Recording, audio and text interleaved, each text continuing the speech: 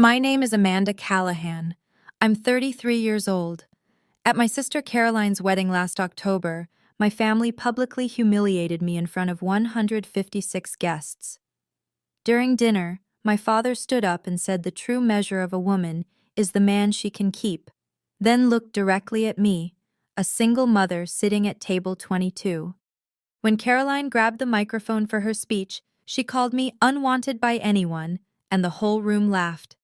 Then my mother delivered the final blow. "She's a used product, honey. That's just how it works." The entire ballroom erupted in laughter, while I sat alone, about 15 meters from the stage, right next to the service entrance, like unwanted furniture left in the corner. They had no idea that the groom, Nathan Weston, had been quietly watching everything unfold.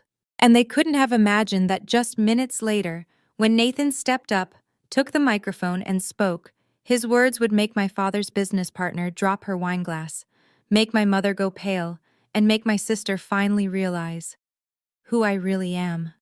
That was the moment everything flipped, and my family learned the real cost of humiliating someone in public. But to understand how we got there, I need to take you back to where it all began. It was 11:30 p.m. on a Tuesday when I turned my 2018 Honda Civic onto I-40 East, heading home from another 12-hour shift at Hope Haven Shelter. The radio was playing something soft and forgettable. The highway was mostly empty except for a few long-haul truckers and late-shift workers like me. That night, we'd helped 3 women find emergency housing. One had been living in her car for 6 days with 2 children under 5. Another had arrived with nothing but the clothes on her back and a black eye that was turning purple. The third had called our crisis line from a hospital parking lot, afraid to go home. Standard Tuesday night at Hope Haven. My daughter Lily was asleep at Mrs. Rodriguez's house 3 blocks from our apartment. She'd been staying there since 7 a.m. when I dropped her off before my shift. Lily was used to these long days, too used to them probably. That morning, as I'd been rushing around looking for her favorite stuffed elephant, she'd looked up at me with those serious 7-year-old eyes and asked, "Mommy, do you really help people?" I'd stopped searching for the elephant. "What do you mean, baby?" "At work. Do you really help people or do you just talk to them?" "I help them, Lily. I help them find safe places to stay and people who can keep them safe." She'd smiled then, that gap-toothed grin that made my chest tight with love. "You save the crying ladies, don't you?" 7 years old, and she understood my job better than my own family ever had. I was thinking about that conversation when my phone lit up at the red light on West End Avenue. Email notification. The sender was Caroline and the subject line made my stomach drop. Wedding seating update, final. I'd been dreading this email for weeks. I pulled into my apartment complex parking lot and sat in space 47B with the engine still running. My hands were steady as I opened Caroline's email, but my heart was beating faster than it should have been. The message was brief and copied to Janet Morrison, the wedding coordinator. "Janet, please move Amanda Callahan from table 8 to table 22. This is my final decision regarding the seating arrangement. She'll understand why this is necessary. Thank you. Caroline Callahan Weston, bride." The email was time-stamped September 28th, 3:47 p.m. It was copied to me, which meant Caroline wanted me to see it. Wanted me to know exactly what she thought of me.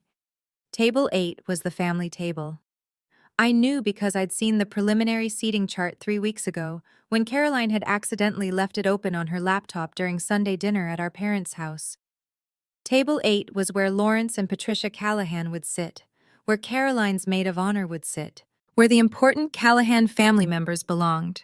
Table 22, I calculated quickly, would be in the back corner of the grand ballroom at Brentwood Country Club, near the kitchen service entrance, as far from the head table as physically possible while still being in the same room. I sat in my Honda Civic for 5 minutes, engine running, reading that email 3 times. Each time the words hit differently. She'll understand why this is necessary. Necessary. as if my presence at the family table would somehow contaminate the celebration, as if having a single mother sister would embarrass Caroline in front of her new in-laws. But what Caroline didn't realize was that this wasn't the first time I'd been moved to the back of the room. This was just the latest installment in a pattern that had been building for 16 years. My father, Lawrence Callahan, senior partner at Callahan and Associates, had been delivering the same philosophy for as long as I could remember. But it had become a weekly lecture, starting when I turned 17 and brought home my first serious boyfriend. Amanda, he'd said that night in 2008, sitting behind his mahogany desk in his home office. Let me tell you something important about life. The true measure of a woman is the man she can keep. He'd said it like he was sharing profound wisdom, like he was giving me the secret to female success. Look at your mother. She chose well. She chose a man who could provide, who had ambition, who came from good stock. That's why she's never had to worry about money or status or respect in this community. Caroline had been 18 then, already dating the son of a prominent Nashville family. Dad had approved wholeheartedly. Caroline understands this instinctively. She dates men with potential, men who will elevate her, men who add value to her life. Then he'd looked at me with disappointment that felt like a physical weight. You, on the other hand, seem drawn to boys with no future, no ambition, no family connections that matter. That conversation had set the tone for every relationship I'd have after that. Every boyfriend was evaluated by Lawrence Callahan's standards. Every breakup was analyzed through the lens of my failure to choose well. When I married David at 25, Lawrence had been cautiously optimistic. David worked in finance, wore suits, had an MBA from Vanderbilt. He looked like success, even if he didn't feel like love. When the marriage ended 4 years ago, Lawrence didn't ask why. He didn't ask if I was okay. He didn't ask about the bruises I'd covered with makeup for the last 6 months of the relationship, or the nights David came home drunk and angry about his job, his life, his wife who couldn't seem to appreciate how hard he was working. Lawrence asked one question: "What did you do wrong?" For 4 years since my divorce, the family narrative about me had been consistent. Amanda was the daughter who couldn't make it work. Amanda was the cautionary tale. Amanda was proof that some women just don't understand how to keep a man happy. Caroline had refined this story over time, turning my failed marriage into evidence of my fundamental inadequacy as a woman. At family dinners, she'd reference my situation with casual cruelty wrapped in sisterly concern. "Poor Amanda just can't seem to figure it out," she'd say, cutting her perfectly prepared salmon. "Some women are natural wives, some aren't." My mother would nod along, not out of malice, but out of genuine belief. Patricia Callahan had married well in 1985 and built her identity around that choice. In her worldview, unmarried women were incomplete. Divorced women were damaged goods. Single mothers were cautionary tales. "It's not Amanda's fault," Patricia would say, with the kind of pity that felt worse than outright hostility. "Some people just aren't built for the kind of commitment marriage requires." They measured my worth by my relationship status, my income, my ability to present the right image at family events and social functions. I made $36,500 a year as a crisis counselor at Hope Haven Shelter.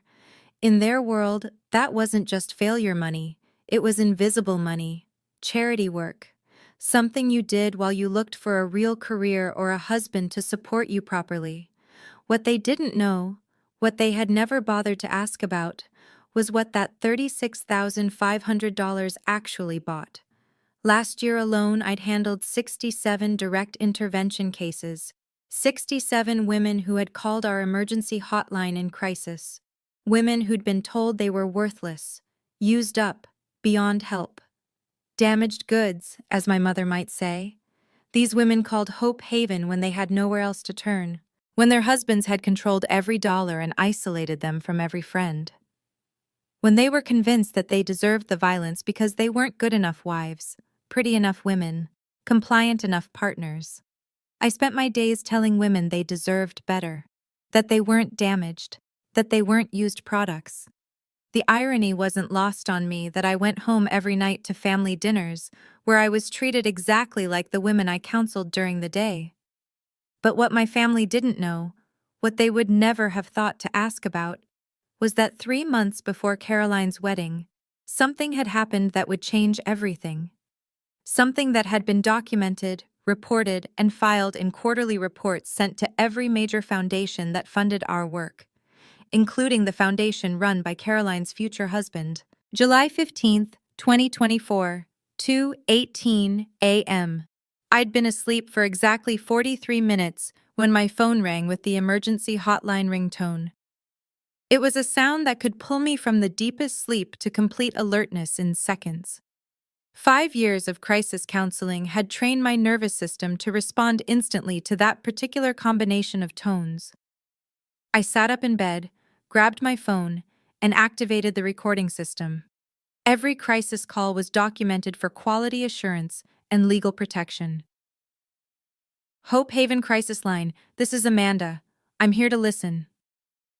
The voice that came through the phone was quiet, distant, and terrifyingly calm. I'm on the Shelby Street Bridge. I can't do this anymore. My blood went cold. Shelby Street Bridge. Every crisis counselor in Nashville knew that location. It was high enough, busy enough, and isolated enough at night to be one of the most common suicide attempt sites in Davidson County. Thank you for calling, ma'am. My name is Amanda, and I'm going to stay on the phone with you. You're not alone right now. Can you tell me your first name? Sarah. My name is Sarah, and I think I'm done. Sarah's voice carried the exhausted calm that I'd learned to recognize as immediate danger. Not hysteria, not anger, just the terrible peace that comes when someone has made a final decision. Sarah, I'm glad you called tonight. I'm glad I get to talk to you. Can you tell me what brought you to the bridge tonight? For the next 47 minutes, I talked to Sarah about her life, her children, her reasons for wanting to die, and her reasons for wanting to live. At minute 23, Metro Nashville police arrived on scene. At minute 35, their crisis negotiator arrived and tried to take over the call. Sarah refused. No, I want Amanda. Don't take Amanda away from me. So I stayed on the phone, sitting in my small bedroom in my pajamas, while police officers and emergency responders set up floodlights and safety equipment around the Shelby Street Bridge. I listened to Sarah tell me about her 3 children, her abusive ex-husband, her minimum wage job that barely covered rent, her exhaustion with fighting just to survive each day. I'm so tired, Amanda. I'm tired of being afraid. I'm tired of being poor. I'm tired of my kids seeing me cry. I understand, Sarah. It sounds like you've been carrying so much for so long. But I need you to know that your children need their mother. Not a perfect mother. Not a mother with money or the right house or the right job. They need you. At 2:45 a.m., Sarah asked me a question that would stay with me for months. Amanda, do you think some people are just broken, like permanently broken?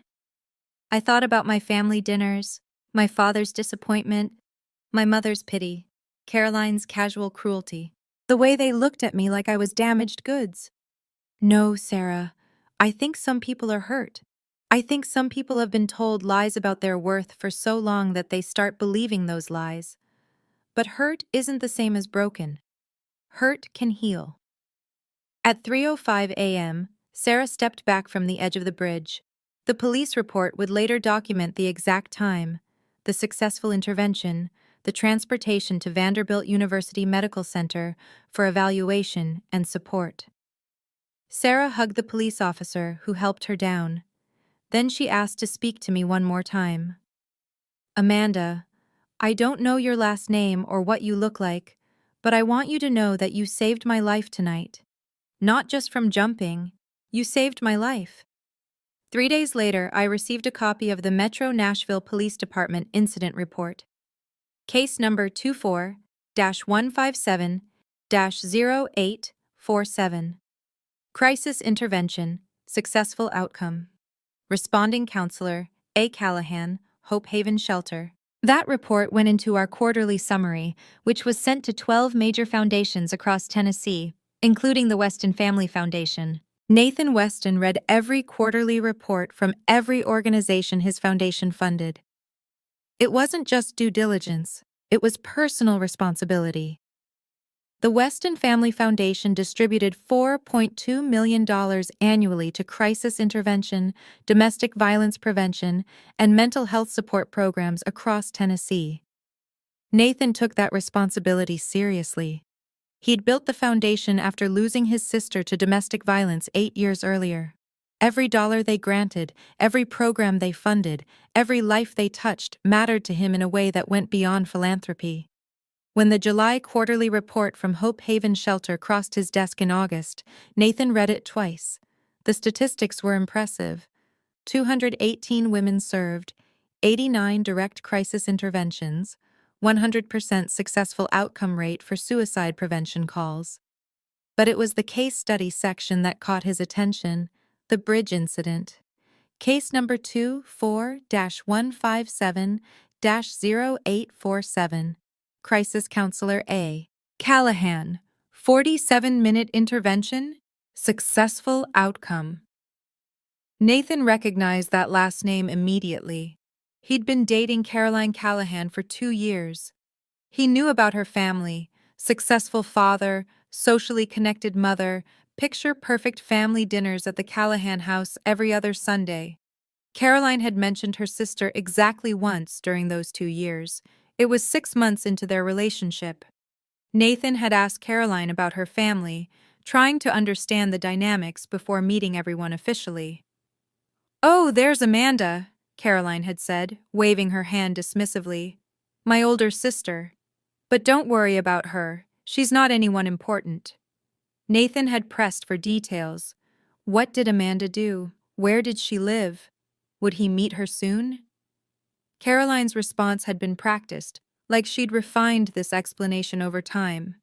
"Amanda's going through a rough patch. Divorce, single motherhood, works some kind of social work job that pays nothing. She makes everyone uncomfortable at family events. Dad's pretty disappointed in how she turned out." The phrase "not anyone important" had stuck with Nathan. It seemed like a harsh way to describe a family member, but he'd filed it away and hadn't thought about it again. Until he saw A. Callahan, credited with saving a woman's life on the Shelby Street Bridge. Nathan pulled out his phone and called Hope Haven Shelter directly. "I'm reviewing your quarterly report, the bridge intervention case. Can you tell me more about the counselor who handled that call?" The director, Maria Santos, had been effusive in her praise. "Amanda Callahan? She's our most experienced crisis counselor. 5 years with us, never lost anyone. The bridge case was extraordinary, but it's typical of Amanda's work. She has this ability to connect with women in crisis that I've never seen before." Nathan asked for Amanda's employee file. Education. Bachelor's degree in social work from Tennessee State University. Experience. 5 years crisis counseling, certified in suicide prevention, domestic violence advocacy, trauma-informed care. Salary, $36,500 annually. Current caseload, 67 direct interventions in the past year, all successful outcomes.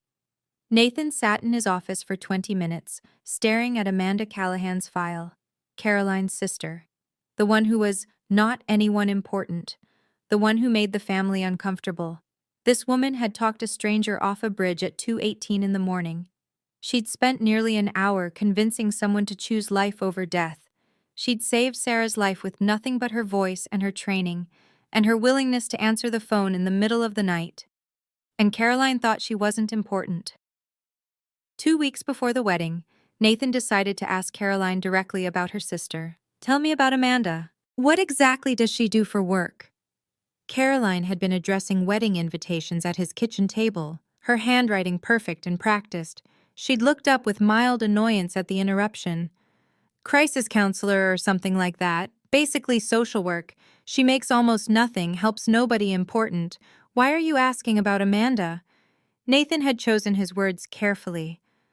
I'm just trying to understand your family before we get married. It seems like Amanda's work might be meaningful. Caroline had laughed, not meanly but with genuine amusement. Meaningful? Nathan, she answers phones for women who make bad choices and need someone to blame it on. It's not like she's curing cancer or running a business. She talks to losers who can't manage their own lives. She'd gone back to addressing invitations. I love my sister, but let's be honest about what she is. She couldn't keep her own marriage together.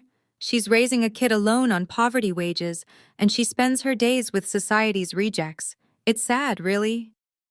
Nathan had said nothing more, but he'd made a note to himself to look into Hope Haven's work more carefully, and he'd definitely decided he needed to meet Amanda Callahan before the wedding. I bought my dress at Target on a rainy Thursday afternoon in September, 3 weeks before Caroline's wedding. Navy blue, size 8, $89 on clearance. It was simple, modest, appropriate for a family event where I needed to blend into the background. The shoes came from Payless. Black pumps with a low heel, $45. I'd learned not to invest too much money in clothes for family events. I spent enough time sitting alone at back tables that it didn't matter whether my shoes cost $45 or $200. The total cost of my wedding outfit, $134. It was the most I could afford without touching Lily's college fund or dipping into the emergency money I kept hidden in a savings account that my family didn't know existed. That emergency fund had $847 in it, enough for first month's rent and security deposit if we needed to disappear quickly. I'd learned to keep escape money during my marriage to David. Old habits from crisis counseling die hard. The night before the wedding, I was hanging up my navy dress in our small bedroom when Lily appeared in the doorway in her purple pajamas. "Mommy, why don't Grandpa and Grandma and Aunt Caroline like us?" The question hit me like a physical blow. 7 years old, and she'd already figured out the family dynamics that I'd spent years trying to shield her from. I sat down on the edge of the bed and patted the space next to me. "What makes you think they don't like us, baby?" "We never get invited to things, and when we do go places, you're always sad afterward, and they never ask about my school or my friends or anything. Grandma asks Aunt Caroline about work and her boyfriend, but she never asks you about your work. Children see everything, remember everything, process everything in ways that adults forget they're capable of. Sometimes people don't understand what's important," I told her, smoothing her hair back from her forehead. "They get confused about what matters and what doesn't. But you help people, that matters." "Yes, sweetheart, it does. The crying ladies need you." "They do." Lily was quiet for a moment, thinking with the serious concentration that 7-year-olds bring to big concepts. Maybe Grandpa and Grandma just don't know about the crying ladies. Maybe they didn't. Or maybe they didn't care. What I didn't know as I hung up my $89 dress and tucked Lily into bed was that Nathan Weston had already read about our work. He'd read about the 218 women we'd served that year. He'd read about Sarah on the bridge. He'd read about our 100% intervention success rate.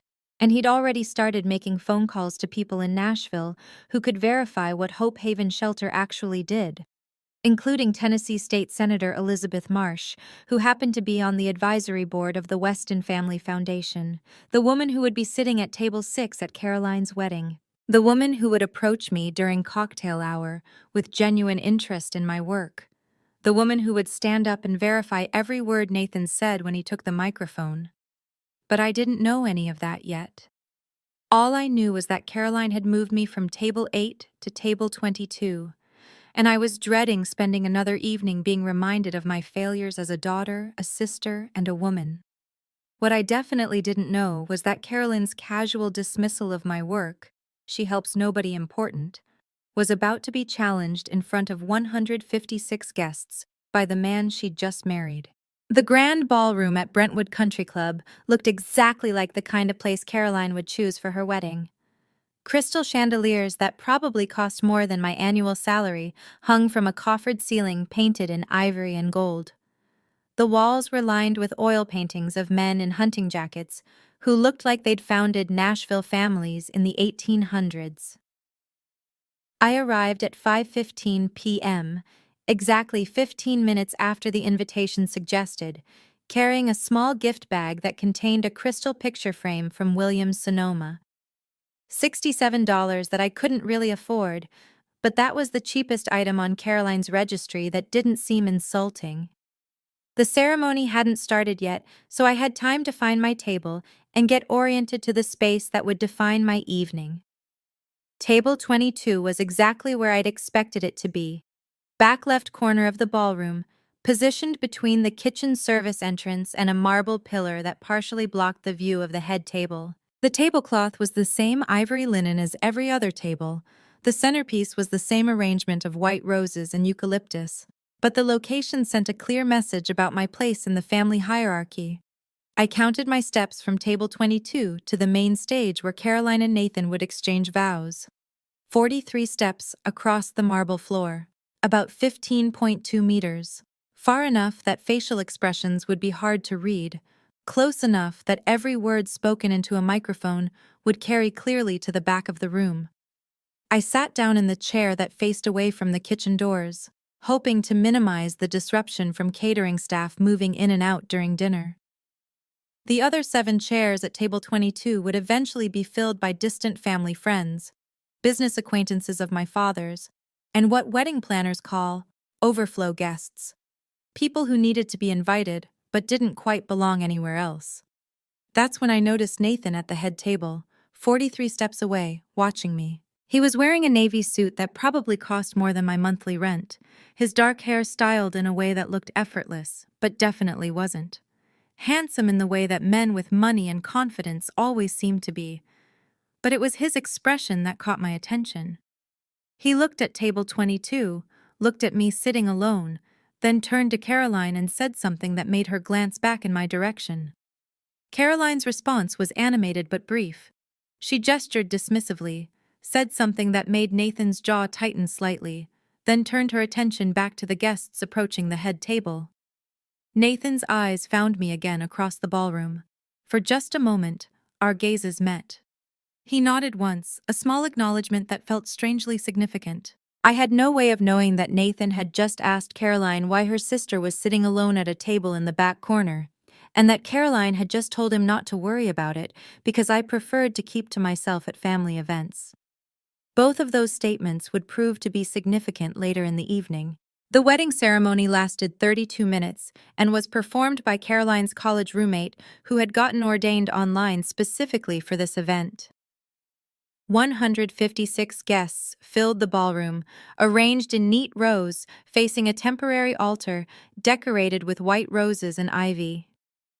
I sat in the back row of ceremony seating, 3 chairs in from the center aisle, alone in the middle of a section meant for 8 people. My father's colleagues from Callahan and Associates filled the first 3 rows on the left side. 18 lawyers in expensive suits with their wives in designer dresses that cost more than I made in a month. The Weston family and their connections took up the first 4 rows on the right, men who looked like they belonged in boardrooms and country clubs, women who had the kind of polished elegance that money and breeding produced. I listened to the whispers around me as guests settled into their seats. That's Lawrence Callahan's other daughter, the one who had all the trouble. Divorced, right? Single mother now? Such a shame. Caroline turned out so well. Genetics are funny that way. Same parents, completely different outcomes. The woman behind me spoke a little louder than she probably intended. I heard she works at some kind of shelter, makes almost nothing. Lawrence is mortified. Her husband's response was quieter, but still audible. Well, you can't blame him. Imagine having to explain that at the country club. I kept my eyes forward and my expression neutral. 5 years of crisis counseling had taught me to absorb hostile environments without visible reaction. These people weren't my family, weren't my friends, weren't my community. Their opinions of me had no power unless I gave it to them. During the ceremony itself, I watched Nathan more than Caroline. While Caroline recited traditional vows about love and honor and commitment, Nathan kept glancing back toward the family section. When he realized I wasn't sitting with my parents and Caroline, his jaw tightened again. Caroline looked radiant in her $3,000 Vera Wang gown, her hair styled in an elaborate updo that had required a team of professionals and 3 hours that morning. She'd achieved everything our parents had taught us to want: successful career in public relations, wealthy husband with family connections, wedding that would be featured in the Nashville Society pages. I was genuinely happy for her. I was also keenly aware that her happiness was being built, in part, on my exclusion. The ceremony ended with a kiss, applause, and the kind of professional photographer activity that would produce an album worthy of Caroline's new social status. As guests moved from ceremony seating to cocktail hour, I found myself walking alone toward the bar setup, trying to blend into the elegant crowd while wearing my $89 Target dress and $45 Payless shoes. Cocktail hour lasted 90 minutes and was designed to give guests time to socialize while Caroline and Nathan disappeared for photographs. The bar was open, serving premium liquor and wine that probably cost more per bottle than I spent on groceries in a week. Waiters circulated with silver trays of hors d'oeuvres that looked like small works of art. I spoke to 3 people during those 90 minutes. First, a server who asked if I wanted white wine or red. I chose white and thanked her politely. Second, a guest who mistook me for catering staff and asked where she could find the ladies' room. I directed her to the hallway near the entrance. Third, a woman who approached me with genuine interest and changed the entire trajectory of my evening. "You must be Caroline's sister," she said, extending her hand with the kind of firm handshake that suggested professional confidence. "I'm Elizabeth Marsh." Elizabeth appeared to be in her late 50s, with silver hair styled in a classic bob, and the kind of understated elegance that didn't need designer labels to announce its quality. She wore a charcoal gray dress that looked expensive without being flashy, pearl earrings that caught the light from the chandeliers, and carried herself with the bearing of someone accustomed to being the most important person in the room. "I feel like we've met before," she continued, studying my face with intelligent brown eyes. "Do you work in Nashville?" "I'm a crisis counselor at Hope Haven Shelter," I replied, expecting the polite but rapid subject change that usually followed when people heard about my job. Instead, Elizabeth's expression sharpened with what looked like recognition. "Hope Haven? That's very important work," she said, and her tone suggested she actually meant it. "Crisis intervention? Domestic violence support?" "Yes. Emergency hotline, safety planning, resource connection." Elizabeth nodded slowly, as if processing information she already possessed but was seeing in a new context. "Very important work," she repeated, then paused for a moment that felt significant. "The foundation community in Nashville pays close attention to organizations like Hope Haven." Before I could ask what she meant by that, Elizabeth excused herself to speak with other guests. But as she walked away, I caught her glancing back at me with an expression I couldn't quite interpret. It would be 3 hours before I understood why Elizabeth Marsh had looked at me like she was solving a puzzle. The rest of cocktail hour passed in predictable isolation. Other guests formed conversational clusters around shared social and professional connections, lawyers talking about cases, business executives discussing investments, society wives planning charity events that would generate good publicity and tax deductions. I stood near the edge of these conversations, close enough to hear, but not close enough to join. Occasionally, someone would make eye contact and smile politely before turning back to more relevant discussions.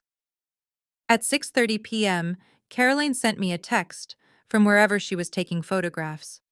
"Please don't make a scene tonight. This is important for Nathan's family." I stared at that text for a full minute, wondering what kind of scene Caroline imagined I might make. I'd never made a scene at a family event.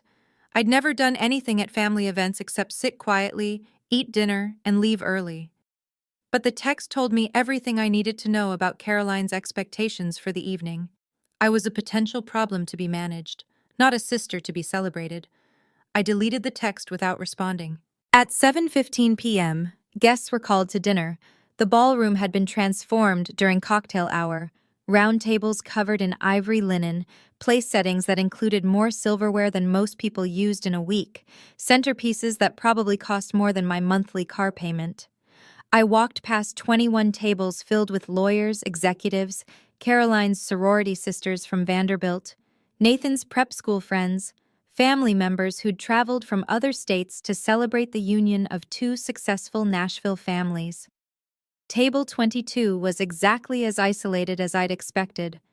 The kitchen noise was constant, orders being called out in Spanish, plates clattering, the industrial dishwasher cycling through loads, the swing doors opening and closing every 30 seconds as waitstaff moved between the dining room and food preparation area. My table mates began arriving as I spread my napkin across my lap. Dr. and Mrs. Patterson, colleagues of my father's who'd known me since childhood but hadn't spoken to me directly in years. They nodded politely and immediately turned to each other for conversation. Jim and Sandy Morrison, family friends from Caroline's college days, who remembered me as the older sister, but couldn't quite place my current circumstances. Sandy asked how I was doing, listened to my two-sentence response about work, and Lily then moved on to asking Jim about their vacation plans. Margaret Sterling, senior partner at my father's law firm, who'd worked with Lawrence for 15 years and knew exactly who I was and why I was sitting at the table farthest from the family. She ordered wine and began discussing case law with Dr. Patterson as if I weren't there. By 7:25 p.m., all 8 seats at table 22 were filled, and I'd been effectively erased from the social dynamics despite being physically present. That's when the dinner program began, and I realized that Caroline had saved her most humiliating moments for when I'd be trapped at my back corner table with nowhere to retreat. At 7:30 p.m. exactly, Nathan stood up from the head table and asked for everyone's attention. The moment he started speaking, I knew this evening was about to become much worse than I'd anticipated. What I didn't know was that Nathan had spent cocktail hour asking questions about me. Questions about Hope Haven Shelter. Questions about the work crisis counselors actually did. Questions that had led to very interesting conversations with Elizabeth Marsh and other foundation representatives who happened to be among the 156 wedding guests. I was about to discover that while Caroline had been taking photographs and managing her perfect wedding timeline, Nathan had been getting educated about exactly who his new sister-in-law really was. And he'd decided that Caroline's version of my story needed some significant corrections. At 6:50 p.m. exactly, my father stood up from the head table, tapped his champagne glass with his silver knife, and asked for everyone's attention. The sound carried clearly across the marble floor, cutting through conversations and creating the kind of expectant silence that meant someone important was about to speak. Lawrence Callahan, at 62, was still an imposing figure. 6 feet tall, silver hair perfectly styled, wearing a charcoal suit that had been custom-tailored on Savile Row during a business trip to London. He commanded attention the way successful men did, through a combination of confidence, authority, and the knowledge that people listened when he spoke. "Ladies and gentlemen," he began, his voice carrying the measured cadence of someone accustomed to addressing courtrooms and conference tables. "Before we begin our meal, I wanted to share some thoughts about marriage, success, and the choices that define our lives." He paused for effect, allowing the room to settle into complete attention. Waitstaff stopped serving. Conversation ceased. 156 guests turned toward the head table to hear what Lawrence Callahan had to say about love and commitment. "I've always told my daughters that the true measure of a woman is the man she can keep," Lawrence continued, his tone suggesting he was sharing profound wisdom accumulated over decades of observing human nature. Not her career achievements, not her education, not her independence, but her ability to choose well and maintain that choice through the challenges that life inevitably presents. Polite laughter rippled through the room. Wine glasses clinked in agreement. This was the kind of traditional sentiment that played well with Nashville society. Clear gender roles, established hierarchies, values that had worked for previous generations. Marriage is not about passion, Lawrence said, warming to his theme. Passion fades. Marriage is about partnership, strategic alliance, the wisdom to recognize quality and the discipline to maintain it. More approving murmurs from the audience. Caroline beamed at the head table. Nathan smiled politely, and the other women in the room nodded along with philosophy that reduced them to accessories to their husband's success. Caroline has proven this philosophy correct, Lawrence announced, gesturing toward his younger daughter with obvious pride. She found herself a man of substance, integrity, and achievement. She made the smart choice, the choice that creates stability, security, and social standing. The applause was warm, enthusiastic. Caroline raised her champagne glass to acknowledge her father's praise, while Nathan smiled the kind of smile that suggested good breeding and proper upbringing. Then Lawrence's expression shifted slightly, and his eyes found me at table 22. Not everyone learns this lesson, of course, he said, his voice carrying a note of disappointment that felt like a physical blow across 15 meters of marble floor. Some people prioritize the wrong things. Follow their hearts instead of their heads. Make choices based on emotion rather than logic. The silence stretched uncomfortably. A few guests glanced toward table 22, then quickly looked away. But Caroline understood what matters. She chose a partner who elevates her, who adds value to her life, who represents everything parents hope their children will achieve. Lawrence raised his champagne glass toward Caroline and Nathan. To Caroline, who proved that smart women make smart choices, and to Nathan, who was wise enough to recognize Caroline's worth. The room exploded in applause, glasses raised, smiles all around. A toast to Caroline's wisdom in choosing well, and Nathan's wisdom in choosing Caroline. I sat at table 22, next to the kitchen service entrance, applauding my sister's success while absorbing my father's public assessment of my failure. Margaret Sterling, sitting 3 seats away from me, caught my eye and offered a sympathetic smile that somehow made the humiliation worse. Caroline took the microphone from Nathan with the kind of practiced grace that suggested she'd been planning this moment for months. She looked radiant in her Vera Wang gown, her professional training in public relations evident in the way she commanded attention without seeming to effort. "Thank you, Daddy," she began, her voice warm with affection and amplified clearly through the ballroom's sound system. "And thank you all for being here to celebrate the happiest day of my life." Polite applause, expectant smiles, the kind of atmosphere that suggested everyone was prepared to enjoy whatever heartwarming sentiments the bride wanted to share. Caroline began with gratitude, thanking guests for traveling, praising Nathan's family for welcoming her, acknowledging the vendors who'd made the evening possible, standard wedding speech material delivered with professional polish. Then she shifted gears. "I have to share something that's been on my mind tonight," Caroline said, her tone becoming more conversational, more intimate. "Family is complicated, isn't it? We love each other, but we also drive each other crazy in ways that only family can." Knowing laughter from the audience. Everyone had family dynamics they could relate to. "My sister Amanda is here tonight," Caroline continued, gesturing vaguely toward the back of the room without actually looking at table 22. "She's sitting back there somewhere, probably wondering why I'm embarrassing her in front of all these nice people." More laughter, louder this time. The audience was enjoying this glimpse into sisterly dynamics. "Amanda is a single mother," Caroline said, her tone suggesting this was both explanation and apology. Well, let's just say she's been unwanted by anyone significant for quite some time now. But hey, that's family, right? We love them anyway." The laughter that followed was different, more uncomfortable, edged with the kind of cruelty that passed for humor in certain social circles. I felt heat rise in my cheeks as 156 people laughed at my relationship status, my motherhood, my apparent inability to attract anyone significant. Caroline wasn't finished. "In a lot of ways, Amanda taught me what not to do in relationships," she continued, building momentum. "She showed me the importance of choosing wisely, of prioritizing stability over passion, of understanding what successful women know instinctively. The audience was fully engaged now, enjoying Caroline's honest assessment of family dysfunction. So, in a weird way, I owe my successful marriage to Amanda's example, Caroline concluded, raising her champagne glass toward table 22.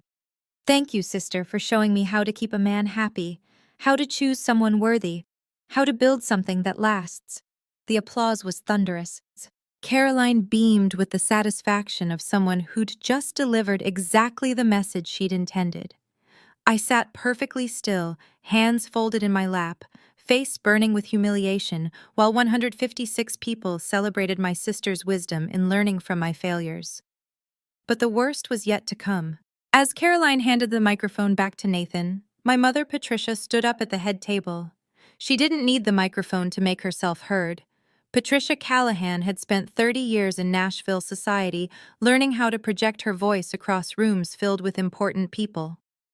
"She's a used product, honey," Patricia said to Caroline, her words carrying clearly across the marble floor.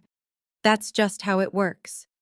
Her tone was matter-of-fact, clinical, not angry or cruel, but stated with the kind of certainty that suggested she was sharing an obvious truth that everyone in the room already understood.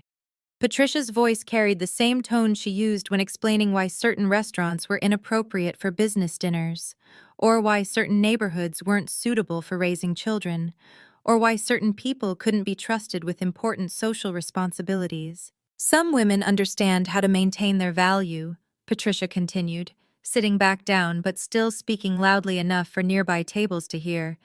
"Some don't. It's not personal. It's just reality." The laughter that followed was uncomfortable now. Guests shifted in their seats, sensing that we'd crossed a line from playful family teasing into something darker and more cruel. Margaret Sterling stopped smiling. Dr. Patterson looked down at his plate. Sandy Morrison whispered something urgent to her husband. But the damage was done. My mother had just called her own daughter a used product, in front of 156 guests, at my sister's wedding, with the same casual certainty she might use to comment on the weather or the quality of the catering. I sat perfectly still at table 22, next to the kitchen service entrance, feeling the eyes of every guest in the ballroom land on me with a mixture of pity, embarrassment, and voyeuristic fascination. Nathan Weston set down his napkin with deliberate care. His jaw was tight. His expression had shifted from polite amusement to something much harder. He stood up slowly, adjusted his jacket, and walked the 12 steps to the microphone with the kind of measured pace that suggested he had something important to say. The room fell completely silent as Nathan approached the podium. Even the kitchen noise seemed to quiet in anticipation. He adjusted the microphone to his height, looked out at the 156 guests, then spoke in the clear, calm voice of someone who just decided to set the record straight. "I have something important to say about Amanda Callahan." Every head in the room turned toward table 22. I felt the weight of their collective attention like a physical pressure. The room was about to change in ways that none of us, except Nathan, could have anticipated. Nathan Weston stood behind the microphone with the kind of quiet authority that didn't need to raise its voice to command attention. At 6'2", in his perfectly tailored navy suit, he looked like exactly what he was: a man accustomed to boardrooms, important decisions, and being listened to when he spoke. The ballroom fell completely silent. Even the kitchen staff seemed to sense that something significant was happening, because the usual clatter of dishes and preparation noise stopped entirely. "Thank you, Caroline, for those interesting observations about your sister," Nathan began, his tone carefully neutral, but carrying an undertone that suggested he had thoughts of his own to share. "I appreciate the opportunity to address some misconceptions." Caroline's smile flickered slightly. This wasn't part of the planned program. "Before I continue, I need to provide some context about who I am and what I do," Nathan said, his voice carrying the measured cadence of someone delivering prepared remarks to an important audience. "I'm the executive director of the Weston Family Foundation. We're Tennessee's second-largest private foundation, with an annual operating budget of $4.2 million. A ripple of interest moved through the room. Foundation work was serious business in Nashville society, the kind of responsibility that carried real influence and connected to every major charitable organization in the state. We fund crisis intervention programs, domestic violence prevention, mental health support, and emergency services across Tennessee, Nathan continued. It's work that requires careful evaluation of every organization we support, every program we fund, and every counselor we employ. I felt my heart start beating faster. Nathan was talking about foundation work, crisis intervention, counselors. He was building towards something that involved my professional world. Which brings me to Hope Haven Shelter, Nathan said, and I stopped breathing entirely. The silence in the room became absolute. Margaret Sterling straightened in her chair. Elizabeth Marsh leaned forward at table 6. Caroline's expression shifted from confusion to something approaching alarm. Hope Haven Shelter is one of 12 organizations that receive funding from the Weston Family Foundation. Last year, our contribution was $347,000, specifically designated for crisis intervention and emergency counseling services. Nathan paused, letting those numbers sink in. $347,000 was serious money, the kind of contribution that saved lives and funded entire programs.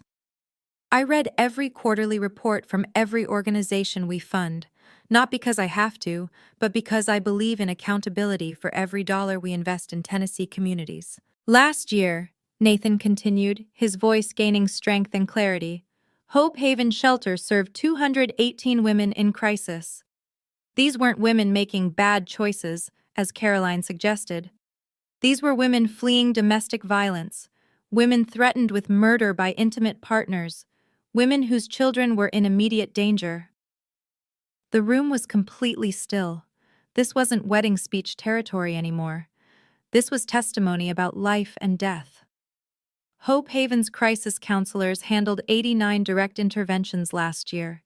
89 phone calls from women in immediate danger, women calling from hospital beds, women hiding in closets while abusive partners broke down doors, women contemplating suicide because they couldn't see any other escape. I heard someone whisper Jesus under their breath. Wine glasses sat untouched on tables as guests absorbed information that was far more serious than they'd expected from a wedding reception. Amanda Callahan personally handled 67 of those 89 crisis calls, Nathan said, his eyes finding me at table 22. 67 women in the worst moments of their lives called Hope Haven's emergency hotline and got Amanda on the phone.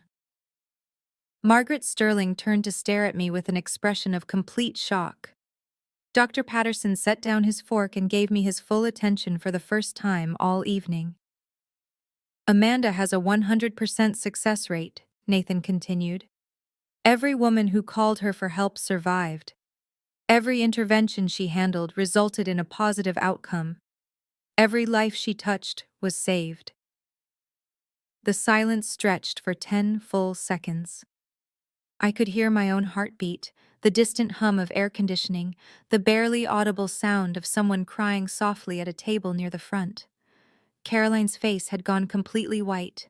When Caroline told me her sister was unwanted by anyone, I have to respectfully disagree, Nathan said, his voice carrying across the ballroom with perfect clarity. Amanda is wanted by 218 women who needed help and got it. She's wanted by 67 women who called a crisis line and found someone who cared enough to save their lives. 3 months ago, Nathan said, reaching into his jacket pocket and removing a folded document. Amanda received a call at 2:18 in the morning. A woman named Sarah was standing on the Shelby Street Bridge, ready to end her life. He unfolded the paper, an official document that looked like a police report. Metro Nashville police were dispatched to the scene. Their crisis negotiator was called, but Sarah would only talk to Amanda. Nathan held up the document so the room could see it was official, documented, real. For 47 minutes, Amanda talked to Sarah about her children, her reasons for living, her worth as a human being. The police report documents everything: the call duration, the intervention techniques, the successful outcome. He set the document on the podium. Sarah stepped back from the edge at 3:05 a.m. She's alive today because Amanda Callahan answered her phone in the middle of the night and refused to give up on a stranger. Elizabeth Marsh stood up from table 6, her face grave with recognition and respect. "I know this case," Elizabeth said, her voice carrying clearly across the silent ballroom. "As Tennessee State Senator for District 20, I read every crisis intervention report that involves state resources. The Shelby Street Bridge incident is documented in our legislative files." She looked directly at my mother. "The woman you just called a used product saved a life that night, and it wasn't the first time." Nathan nodded his thanks to Elizabeth, then returned his attention to the 156 guests who were staring at me with expressions ranging from shock to embarrassment to something approaching awe. "So, when I hear Amanda described as a failure, as someone who makes bad choices, as someone who helps nobody important, I feel obligated to correct the record," Nathan said. "Amanda helps women whose society has written off. Women who've been called used products by people who should protect them. Women who've been told they're worthless by the very people who claim to love them." His voice hardened slightly. "And she saves their lives. One phone call at a time. One crisis intervention at a time.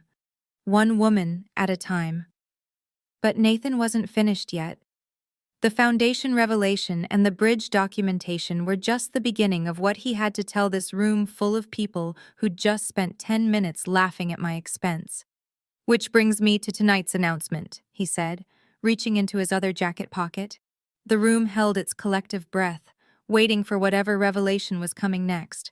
"The Weston Family Foundation Board met last Thursday," Nathan said, removing a second folded document from his jacket pocket. "We voted unanimously to expand Hope Haven's crisis intervention program across Tennessee." He unfolded the document with deliberate care, holding it so the room could see official letterhead, signatures, legal formatting that indicated serious business was being conducted. "We're allocating $350,000 over the next 2 years for statewide expansion. 3 new satellite centers in rural Tennessee communities that currently have no crisis intervention services. A 24-hour hotline network covering areas where women have no access to help." I couldn't process what I was hearing. $350,000 for expansion, statewide program. Everything we'd talked about at Hope Haven but never imagined we could afford. "This expansion will serve an estimated 400 additional women annually. Rural communities where domestic violence happens behind closed doors, where women have nowhere to turn, where isolation enables abuse to continue unchecked." Nathan looked directly at me. "The board voted to name this program the Amanda Callahan Center Expansion Fund." The silence that followed was complete and profound. You could have heard a pin drop on the marble floor.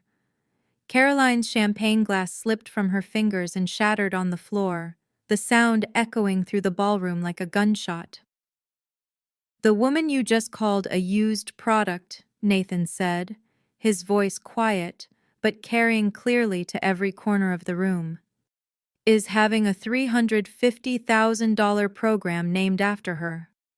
A program that will save lives across Tennessee."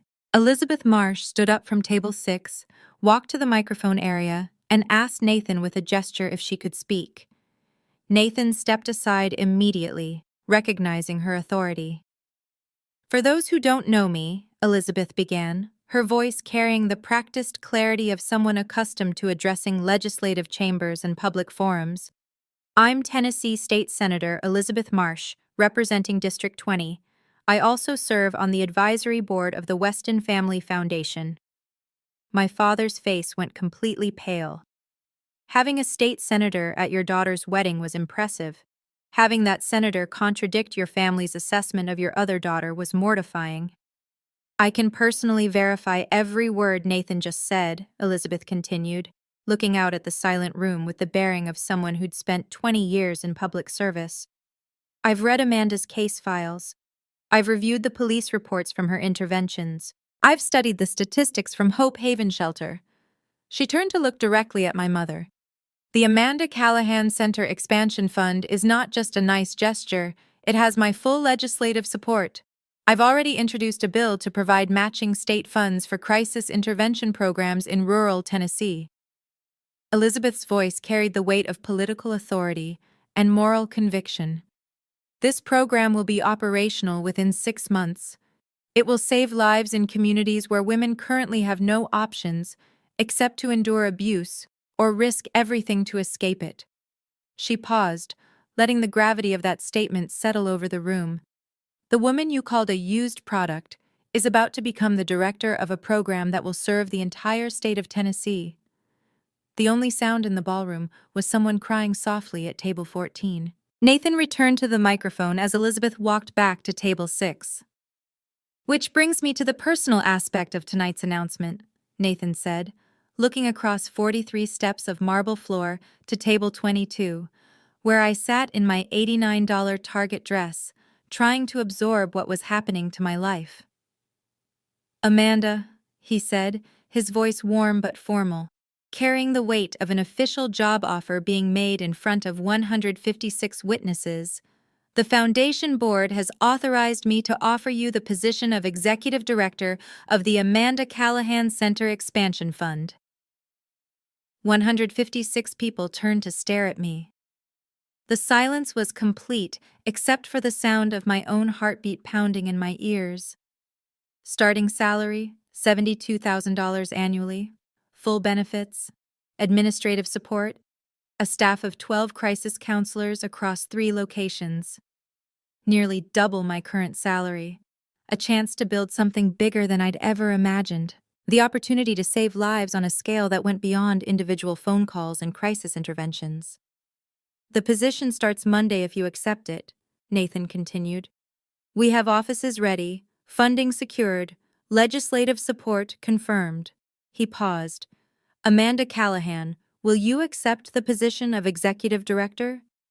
Every eye in the room was on me. Caroline looked like she might faint. My father appeared to be having trouble breathing. My mother sat perfectly still, her face drained of all color. Margaret Sterling whispered, "Good God," under her breath. I stood up slowly from table 22, smoothed my navy dress, and walked 43 steps across the marble floor toward the microphone. It was time for me to speak for myself. I walked from table 22 to the podium with as much dignity as I could manage. 43 steps across marble floor in my $45 Payless shoes, while 156 people watched my every move. My navy dress felt appropriate now, serious, professional, the uniform of someone about to accept a position of real responsibility. My modest heels clicked steadily against the marble, marking time like a metronome as I crossed the ballroom. I didn't look at Caroline. I didn't look at my parents. I kept my eyes focused on Nathan, who stepped aside as I reached the microphone and handed it to me with a slight nod of encouragement. When I adjusted the microphone to my height and looked out at the silent room, I felt something I hadn't experienced in my family's presence for 4 years. Complete confidence in my own worth. "Thank you, Nathan," I said, my voice steady and clear. "I accept the position." The relief in Nathan's expression was visible, and several guests began to applaud before I raised my hand to indicate I wasn't finished speaking. "But before we celebrate, I need to address something that's been weighing on me tonight," I continued. The room fell silent again, sensing that the evening's surprises weren't over yet. "Respect," I said, looking out at the faces of people who'd spent the evening laughing at my expense, "isn't something you earn through the right job title, the right address, or the right last name." I let that statement settle for a moment. Respect is the minimum standard every human being deserves, not because of what they've achieved, but because they exist, because they matter, because their lives have value. Margaret Sterling was nodding slowly. Several other guests had stopped avoiding eye contact and were actually listening to what I had to say. For 4 years, I've been treated like a failure because I'm a single mother, like damaged goods because my marriage ended, like someone to be hidden away at back tables and excluded from family celebrations. I gestured toward table 22 without looking away from the audience. Tonight, I sat 15 meters from my own family while they publicly discussed my failures as entertainment for your dinner conversation. The silence was uncomfortable now, charged with recognition that this had gone far beyond normal family teasing. But what you heard about my work, that's who I actually am. I save lives. I prevent suicides. I help women escape situations that could kill them. I answer my phone at 2:18 in the morning because someone needs to know they're not alone. My voice remained steady throughout, but I could feel the emotion building behind my words. I'll be moving to Nashville to start this program, I announced. Lily and I will be building a life there, working to expand crisis intervention services across Tennessee. I looked directly at my parents for the first time since taking the microphone. I won't be attending family events anymore. Not until respect becomes the baseline instead of something I have to earn through your approval. The silence stretched for 15 seconds. I could hear individual heartbeats, individual breaths, the barely audible sound of someone shifting in their chair. Thank you for your time, I said simply. I handed the microphone back to Nathan, walked 43 steps back across the marble floor, collected my purse from table 22, and headed toward the exit. I didn't stop to hug my parents goodbye. I didn't congratulate Caroline on her wedding. I didn't thank anyone for the lovely evening. I walked out of the grand ballroom with my head high and my future finally in my own hands. I sat in my Honda Civic in the Brentwood Country Club parking lot for exactly 5 minutes, letting the magnitude of what had just happened settle into my consciousness. The engine ticked as it cooled. The dashboard clock read 8:45 p.m. In the space of 20 minutes, my sister's wedding had transformed into my professional vindication. My family's humiliation had become my career breakthrough, and the used product had been offered a $72,000 salary to direct a program bearing her own name. The 23-minute drive home gave me time to process the surreal shift from public embarrassment to public honor. By the time I reached my apartment complex, my phone was already ringing with unknown numbers, probably reporters, foundation board members, or politicians who'd been at the wedding and wanted to follow up on the evening's unexpected revelations. I picked up Lily from Mrs. Rodriguez's apartment. She was asleep on the couch, curled up with her favorite stuffed elephant, wearing purple pajamas that were getting too small for her growing 7-year-old body. Mija got a new job tonight, I whispered to Mrs. Rodriguez as I gathered Lily's things. A really important one. Mrs. Rodriguez smiled and squeezed my hand.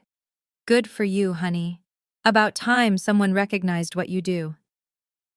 I carried Lily to our car, buckled her into her booster seat, and whispered, Mommy got a promotion, baby. We're going to help even more crying ladies now. Lily mumbled something about helping people and fell back asleep against the car seat. Monday, October 21st, 9 a.m. I walked into the Weston Family Foundation offices in downtown Nashville, wearing a black blazer I'd bought on Sunday, my hair styled professionally, carrying a briefcase that contained exactly 3 items: a legal pad, 2 pens, and a printed copy of the bridge incident report that had started everything. My new office was on the 3rd floor, with windows overlooking Music Row and a brass nameplate that read, Amanda Callahan, Executive Director, Crisis Intervention Expansion Program. 15 staff members were waiting for our first team meeting. 3 locations to establish, 400 additional women to serve annually, a statewide network to build from the ground up. My starting salary, $72,000 annually. Nearly double my previous income, enough to move Lily and me into a better neighborhood, enough to start her college fund properly, enough to live without the constant financial stress that had defined our lives for 4 years. But more than the money was the recognition, the acknowledgement that the work I'd been doing mattered, that the women I helped were valuable, that saving lives was worth celebrating instead of hiding. At 11:30 a.m., Nathan stopped by my office to check how the transition was going. How does it feel, he asked, settling into the chair across from my desk. Like I'm exactly where I belong, I replied, and meant it completely. Sarah calls every month, you know, Nathan said with a slight smile. She always asks about the counselor who saved her life. What should I tell her when she calls next week? Tell her that Amanda Callahan is doing exactly what she was meant to do. Nathan nodded and left me alone in my office, where I spent the rest of the day planning a program that would save lives across Tennessee. I'd been called a used product by my own mother. I'd been hidden at the back table by my own sister. I'd been treated like a failure by my own father. But the women who called our crisis line knew the truth. Sarah knew the truth. The 218 women we'd helped last year knew the truth. Respect isn't something you earn. It's the minimum every human being deserves. And sometimes, the people who understand that best are the ones who've been denied it the longest. My name is Amanda Callahan. I'm 33 years old. I save lives for a living. And that's exactly who I was meant to be.